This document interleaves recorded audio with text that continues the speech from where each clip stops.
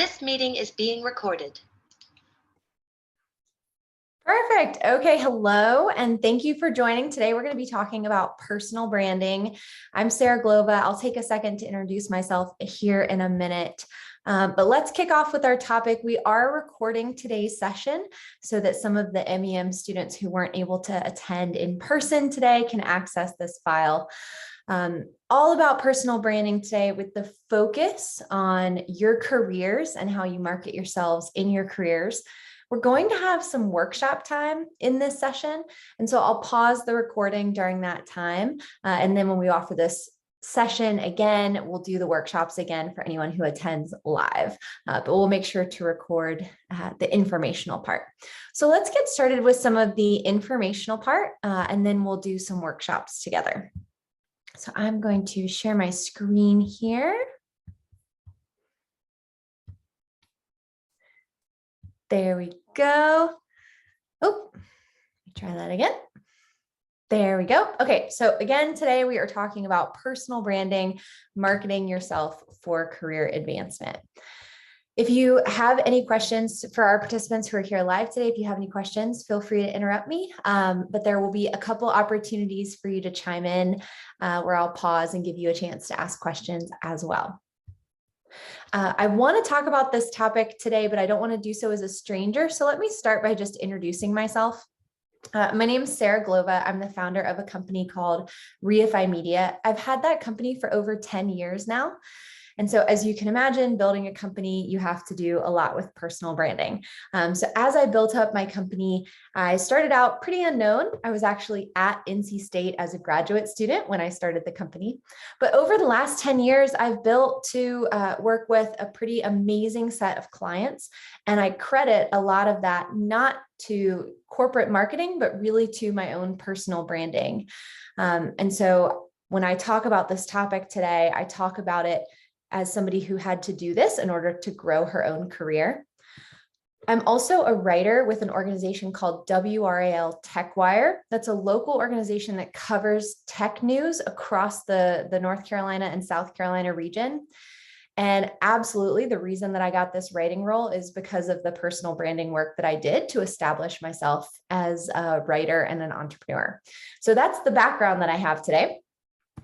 Let's talk a little bit about this topic of personal branding. So sometimes when I talk with students about personal branding, I feel like they're a little bit concerned, like, oh, personal branding. I don't want to be an Instagram influencer who's posting on social media all the time. I don't think I want to do that.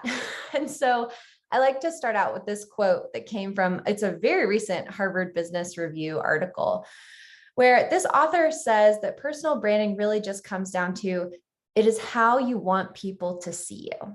So when we talk about personal branding, we're not talking about, like selfie, Instagram. Personal branding is simply being intentional about how you want others to see you, what you want them to know about you and about your skills. So that's all we're talking about today. We're not talking about Instagram influencers. We're talking about personal branding as an intentional process of setting how you want others to view you and your skills. Here's how we're going to discuss that today. We have 4 different parts. So as an introduction, I'm going to talk a little bit about why we need a personal brand. And then for a little bit of description work, we're going to look at what a personal brand is and is not. And then we're going to do an activity together. You're going to have a chance in this workshop to start building your personal brand, and I'm going to give you some feedback. So we'll work through that together. If you're viewing the recording, then I would encourage you to look out for when we offer this workshop in the future so that you can participate in that workshop. But in the recording today, you'll get a chance to see the activity that we do together. And then finally, we'll end the workshop with some next steps so that some things you can do now that you've started building your personal brand. What do you do next? We'll look at what that looks like. I'll kind of break it down into a set of tasks. The goal today is for you to leave feeling like you understand what a personal brand is, you know how to set your own personal brand, and you know what it's going to take in the future to maintain it and to keep it really healthy. So that's what we'll be doing. Let's get started with the why. Why do we need a personal brand? I like to talk about this in the context of the current talent climate. So right now there are a lot of job openings. That being said, there's also more remote work than ever. So in many ways, folks who are in the job market today are competing with people across the globe for the same position. There's no longer as much of a boundary where if you're applying for a job, say in Raleigh, you're not going to only be competing with people who want to move to Raleigh, right? You're literally competing on a global marketplace. So I think for that reason, a personal brand could be considered more important than ever. I also think it's important to highlight that many roles are still filled through connections rather than through open job posts. So said a different way, when you go out and you look for a job, it can be very easy to apply to, tens, even hundreds of jobs online. But a lot of roles are still filled through network connections, where someone who knows you and knows what you can do thinks of you for a potential position. Or internally, your name is put forward for a potential promotion. So because of that, we want to make sure that we're doing the personal branding work that's necessary for people to know who you are and what you can do. So that's, I think, why a personal brand matters. Now, it's not just me who thinks this. There's a lot of information out there about a personal brand today. I love this quote from the founder of Corporate Escape Artists. She wrote this quote in a Forbes article. Effective personal branding will differentiate you from the competition and allow you to build trust with prospective clients and employers. I really love this quote because what I think it does is help us understand that a personal brand is something that, one, can help to differentiate you from competition, which is very helpful. But two, it's not just about, again, like the selfies and the self-promotion. You're building trust. You're creating relationships through this personal branding work. So we're going to focus on how to do that today. But before we did that, I wanted to talk about why. Why are we focusing on personal brand? Because you all have career goals. You want to be able to accomplish them. And as I've gone over, this is something that can absolutely help. Now, let's move into what a personal brand is. When I'm done going through this section, I'll pause the recording and I'll ask if the participants here have any questions. So what is a personal brand? The first thing that I would say that a personal brand is genuine. A personal brand should be authentic. This is not about trying to create a fake persona or kind of a celebrity version of yourself. Your personal brand should be you. One of my favorite ways to say it, and this is a quote from a celebrity, but a personal brand is really just you with the volume turned up. So we're not trying to change who you are. We're just trying to amplify or turn the volume up on the great work that you're doing or can do, on the great skills that you have or are building. So it's genuine. It's not artificial. We're not making anything up. It's still you, just with the volume turned up. We also like to say a personal brand is really more of your story. A personal brand is a lot more than just your resume. Sometimes I work with either students, early career professionals, but really this happens at any level where people confuse their personal brand with their resume. You are so much more than the degrees that you have and the jobs that you've had, right? There are interesting things about your skills and your experiences, your hobbies and your interests, your community. All of those things help to make up your story. So your personal brand is so much more than your resume. So we'll work on today how to create that full story. It's not just your resume. A personal brand should also be dynamic. Now, what does this mean?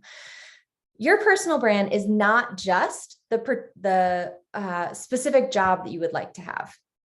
Your personal brand is not just the biggest accomplishment that you've had. Your personal brand is more than that. It's dynamic. It's not monotonous. It's not one single lane. It is okay in your personal brand for you to talk a little bit about work, a little bit about your hobbies, a little bit about your interests. Again, your personal brand is more your story. So it should be more dynamic than just a single message. I think this is really important to remember if you're on the job search. When you're searching for a job, it can it can be very tempting in your personal branding to only talk about the job that you need, the job that you need, the job that you need. But it can be helpful to have a well-rounded personal brand where you're still communicating about your interests, your background, your experience. So we'll talk about how you can do that. But important to remember that a personal brand is not monotonous, it's dynamic. I see we've had a couple more folks join. So we are recording today, so the full recording will be available. We've talked a little bit so far about why a personal brand matters, and now we're talking about what a personal brand is. So we've said it's genuine, it's true to you, it's just you with the volume turned up a little bit. It's your story, it's your whole self, not just your resume, and it's dynamic, it's not just one single message. I'd also like to say that your personal brand is community focused. A lot of times when I talk about a personal brand, and like I was saying in the beginning, when folks are not so sure about personal brands because they think it's, the Instagram selfie, I think it can feel a little selfish to people. Like, oh, I don't want a personal brand. I don't want to talk about myself all the time. Your personal brand is not just you in a silo. Your personal brand is community focused. Part of your personal brand is who you know. It's who you've helped. It's who you've connected to other people. It's how you bring different communities together. Part of your personal brand is community. So it's siloed. It shouldn't be siloed. It shouldn't feel like it's just you. And again, we're going to talk about how to make all this happen, but first we need to go over what it is. And then finally, your personal brand is iterative. Your personal brand is not fixed. It's continuously changing and adapting. Now, you don't want to change who you are every single day.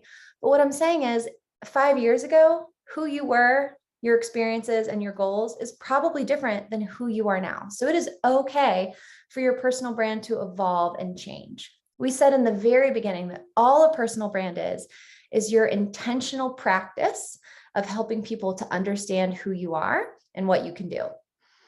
As who you are and what you can do changes, your personal brand will change too. So it's okay for it to be iterative and not to be fixed. Now, I said after I talked about what a personal brand is, that we would start to go into the workshop after this, where we do some activities. But before I do that, I want to pause. I'm going to pause the recording and see if the participants have any questions.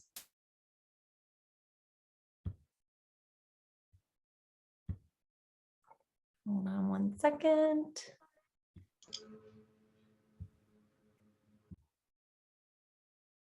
Okay, now that we've finished that first discussion, let's go back. So we just finished talking about what a personal brand is and is not. So now that we've gone over that and had some discussion time in our in-person workshop, we're going to continue the recording and we're going to go into the next section. So this next part, I think this part is really fun. We're going to start building your personal brand. Now, if you're watching the recording, I hope that as we get through these items, as we get through these instructions, that you'll pause the video and do some of this work yourself. And then if you're here with me live today, you're going to get a chance to work on this with me and we'll workshop some of the content. So to try and make this as easy as possible for people, what I've done is I've crafted 5 questions that help you build your personal brand. And you'll see later in the workshop, each of these questions maps to an activity that you can do out in the community to help build part of your personal brand. So these 5 questions are going to be really important. What I'm going to do is I'm going to share all 5 of them, and then I'm going to pause the recording. If you're here with me live, we're going to have some writing time. I'm going to set a timer and you're going to have a chance to write some answers to all of the questions that I share here.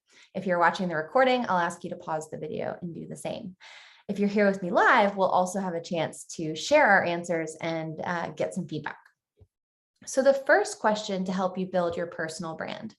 This one sounds really simple. Who are you and what is your goal? But you would be so surprised maybe to hear that when I work with, it doesn't matter what career level, student, entry level, all the way through to senior management, I will meet people who have trouble answering this question. I think people have trouble answering this question because there's probably so much you can say. If somebody asks me, who am I and what are my goals? There's a lot of ways I can answer that question. I can answer the who are you question by telling you where I was born and how I grew up. Or I can tell you about my education and what I learned before entering to the job market. Or I can tell you what I did for breakfast this morning and what my current day-to-day life is like. There are a lot of ways to answer this question. My suggestion is that before you think about how to answer, who are you? Think about the second part of that question. What is your goal? What is your goal right now? We talked about personal branding, being able to control how others think of you and what you can do. So, what is your goal? Is your goal, for example, to be at a certain career level in 5 years? Is your goal to enter into a new job by the end of the year? Is your goal to, in 10 years, be a thought leader who gives TED Talks on a certain topic? Whatever it is that you decide is your most important goal to communicate, set that, and then use the who are you part to back that up. So let me use an example. For me, one of my goals right now is keynote speaking. I get paid to speak at events about certain topics, usually related to technology. That's a big career goal for me right now. So when people say, oh, nice to meet you, who are you? It's common for me right now to say, well, I'm an entrepreneur and a speaker, and right now I'm focused on keynote speaking. I speak a lot about tech, and I write about tech for a local news publication. One of my goals is to do more keynote speaking this year. What about you? Now, you notice as I answered that question, I barely mentioned my company that I told you in the intro that I've had for over 10 years. I didn't tell you anything about my family, my husband and my adorable 2 boys who keep me up. I didn't tell you about my education. I mean, there's so much more that I could have told you. But what I did is I adapted the answer to who are you to that goal. So what I'm going to ask you to do when we have time to write together is to answer this question. And what I'll suggest is that you pick one of your biggest goals for right now. Once you continue working on your personal brand, you'll eventually have many ways to answer this question. And the way that you answer it will depend on who you're speaking with. So just as a small example, I told you how right now keynote speaking is a big goal of mine. And so often in networking situations, that's how I'll answer that question. However, I have other goals, of course, right? Like anyone, I'm still running my company. So sometimes it's helpful for me to attract new clients. If I'm in a situation where my goal is changed and I'm more focused on new clients for my business, then I'm going to change my answer to this question. For today, I'll challenge you to think about one major goal and how to introduce yourself based on that goal. But as you continue doing this work, you'll begin to build up more answers to this question that change depending on which goal you want to talk about. And it's almost like you can pull them off the shelf and use one and then put it back on the shelf. And then if you're in another event and you need this one, you'll pull that one on the shelf and use that one. So for today, I challenge you to pick one. Eventually, you'll have many. The second question that you'll have time to think about when we do the exercise part, what are your biggest accomplishments so far? I recommend that everyone have at least 3. Now, I challenge you here to think outside the box. A lot of times when I ask people for their biggest accomplishment, they right away go to when they graduated or when they finished something, like when they finished a job. I challenge you to be more specific and to try to use stories of accomplishments that don't necessarily relate to a degree.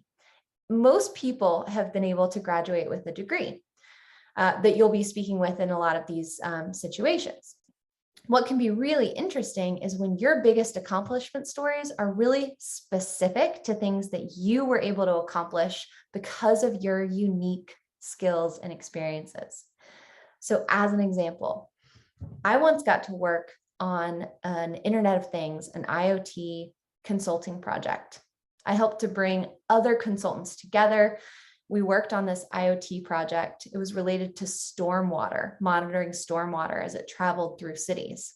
Well, as you can imagine, stormwater doesn't care what city it's in. Stormwater moves really quickly through cities. So we had to get regional partners to join this project, even though sometimes those regional partners don't work very well together. As the lead consultant on that project, I brought those regional partners together, and that project ended up winning an award for Smart City Pilot Program. That is one very small consulting example. I have consulted on dozens of projects, but I love to bring that one up because it highlights 2 things I can do: talk about technology and bring people together. So that's one of my accomplishment stories. If people talk to me, I want to have those stories ready to share. When you think about your accomplishments, if all that comes to mind is, the degree that you had or the job that you had, you're going to need to get more specific so that you have stories ready to share about big things that you did. And it could be how you led a group project at school. It doesn't have to be necessarily in the workplace, but you need to have at least 3 big accomplishment stories ready. So we'll talk about that when we do the brainstorming, or when you pause the recording, you'll get a chance to practice that. All right, 3, this is a fun one. What is your goal? What does your passion look like day to day? So for this, you're going to get to think a little bit about like the ways that you have fun. So if you say that you're passionate about management, what does that look like in a fun way? Does that mean that you volunteer and that you help to coordinate teams because you're so passionate about management? Does it mean that you listen to podcasts? Are you the #1 management TED Talk listener? Do you read books? Like, how do you feed this passion? How do you feed this goal day to day? Help us get a picture of what this passion looks like for you.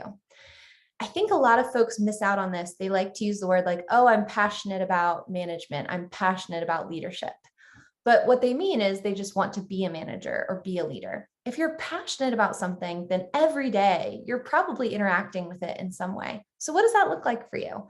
Are you an avid reader of the Harvard Business Review? Or do you always do the extra credit assignments when it's management case studies?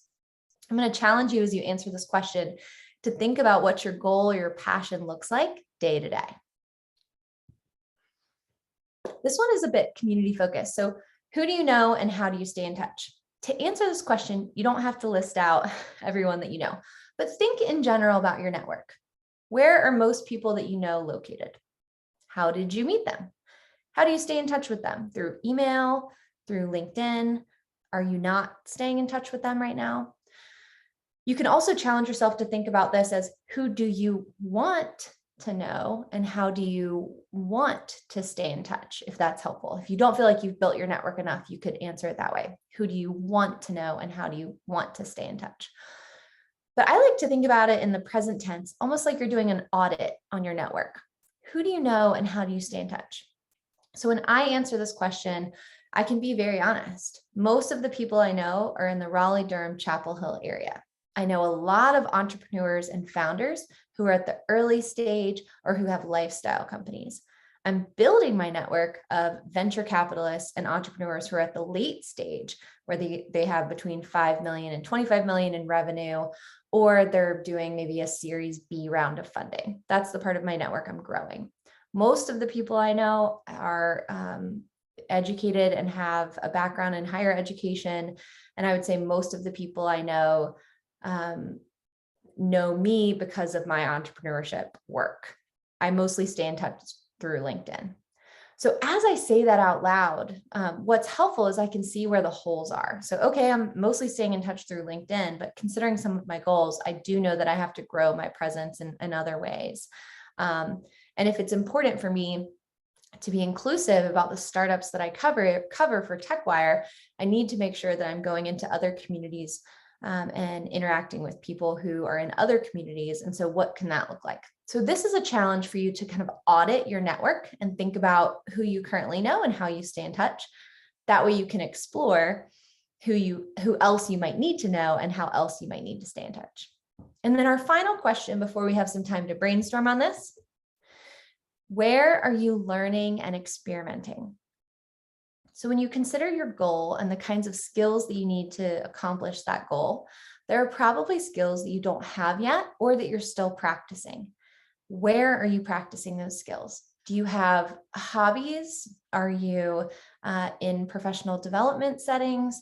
Are you putting yourself in group situations where you can learn from folks? Do you have mentor relationships? Where are you learning and experimenting? And so hopefully this helps you think about some things that you're doing. I will challenge you to say, this doesn't necessarily have to directly tie to a professional goal.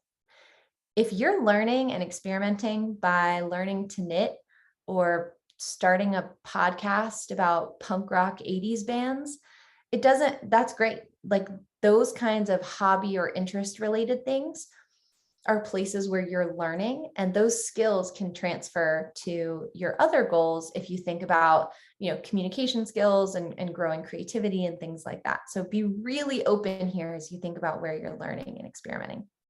Okay, we're going to pause the recording. If you are watching the recording, I encourage you to pause it now and do some drafting until you have answers to these questions.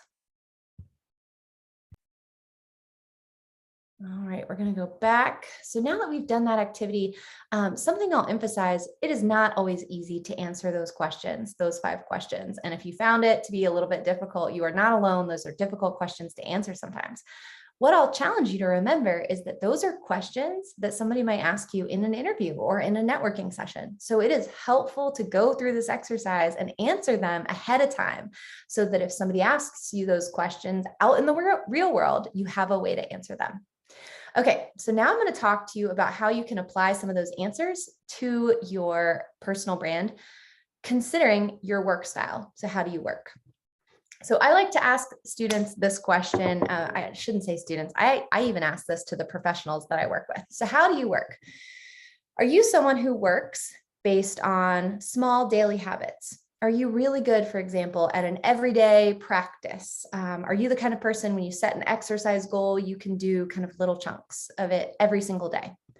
Or are you somebody that works more in big weekly or monthly sprints? So maybe you don't do something every day, but it's helpful for you to have a goal of, every Friday, maybe is when you do some big exercise goals, or once a month, you do a good job of kind of doing all your budgeting then. Are you somebody that works in batches?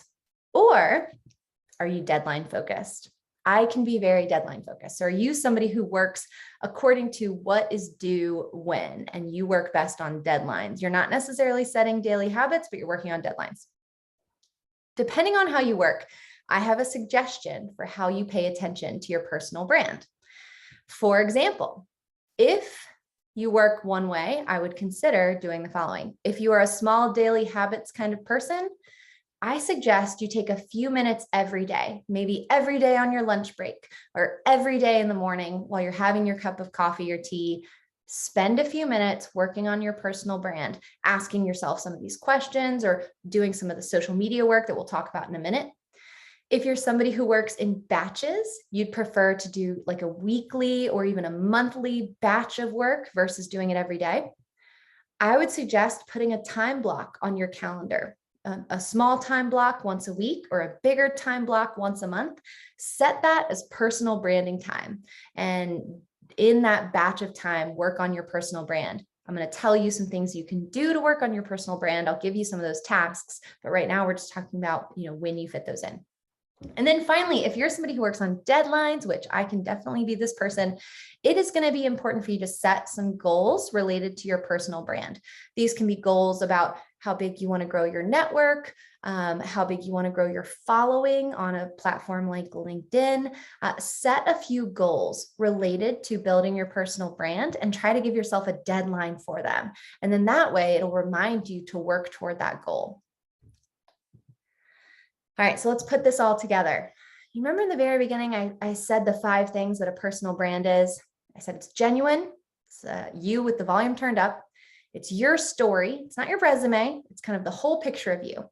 It's dynamic, it's not just one thing, it's not just that you're looking for a job or just that you're a student. It's dynamic, it's going to include different parts of you at different times. It's community focused, it's not you in a silo, and it's iterative. As your goals change, your personal brand will change with it. Well, this maps on to some advice I have about what you can do, but it also maps to the questions that you just answered. Let's take a look. Being genuine. Who are you and what is your goal? Your story.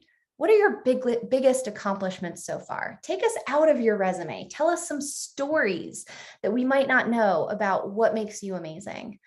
Dynamic. What does your goal or your passion look like day to day? This is the question that helps us think through. If I go back to those questions, I can go back. This goes back to what are some things that you're doing to work on this? Community focused, who do you know and how do you stay in touch? And then iterative, what are you learning and experimenting on? So that iterative piece of like how it can kind of change with you, bringing in this idea of like, I'm still learning, I'm still experimenting here, maps onto that. So see how these all map together so you can use your answers to build these different parts of your personal brand. And then this is really important. Here is how you do it. Okay. So when we talk about being genuine, when we talk about being who we are, that refers to growing our network. We want people to know who you are, and we want people to know what your goals are. It is important that you are meeting people, meeting new people, growing your network, meeting people who know who you are and who know what your goals are. So as you think about growing your network, that can be thinking about things like, what are some events that you're going to go to meet new people? What are some messages you're going to send to try to meet new people and do some informational interviews or things like that? How are you growing your network?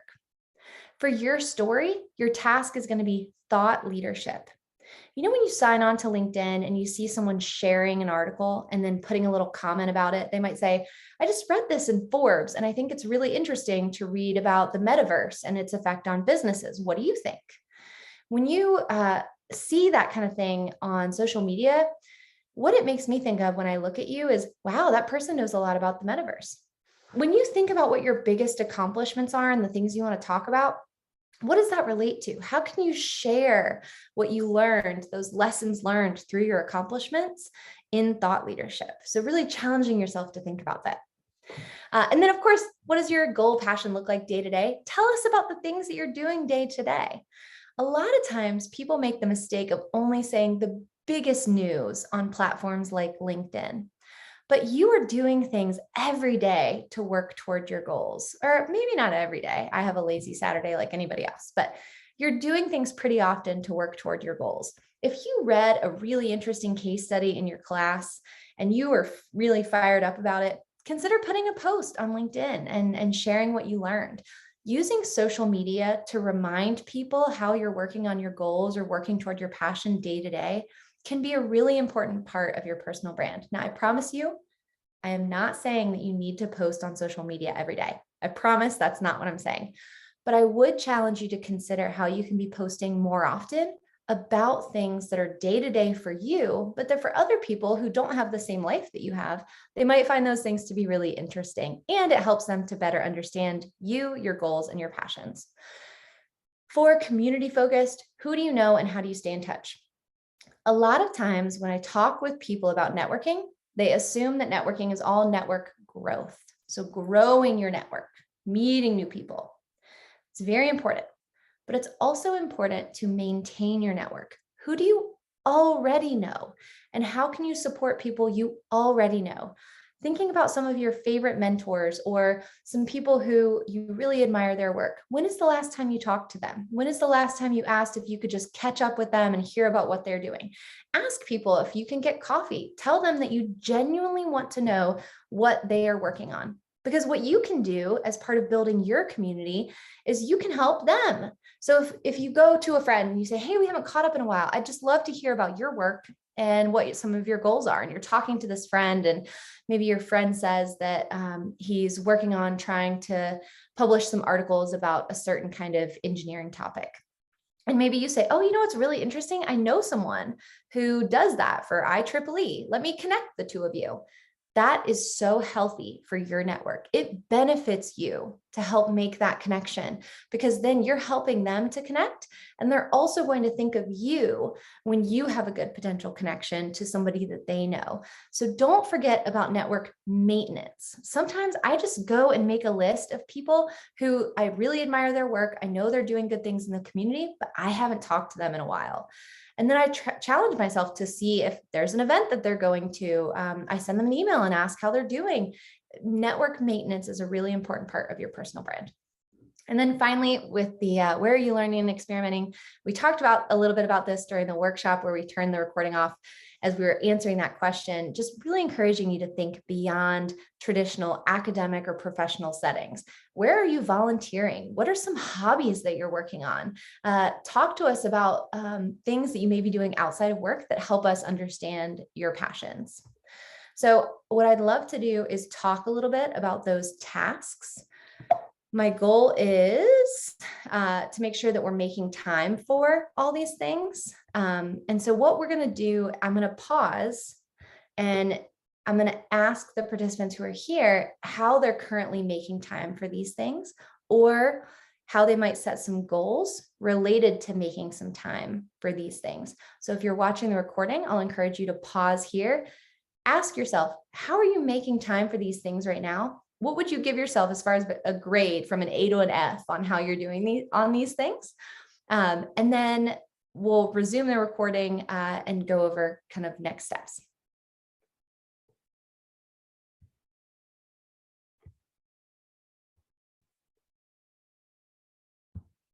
Okay, we're gonna jump back in. So we just took some time to talk about how we make time for these different things. And we shared some great tips. I think something I'll share that the participants just spoke about was this idea of thought leadership. Just a reminder, thought leadership does not necessarily mean that you have your own blog and podcast and YouTube channel about a topic.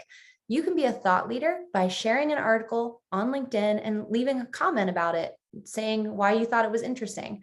It's important that you're commenting on, that you're sharing thoughts on things that you say that you're passionate about so that your network can see you doing that.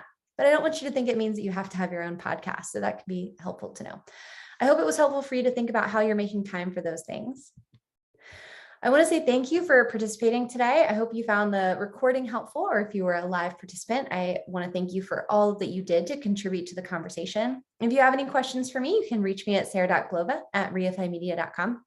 I have some photo credits here in case you want to follow up on any of the photos or the slide share template that was from SlideScape. That's it for us today. Thank you so much for participating.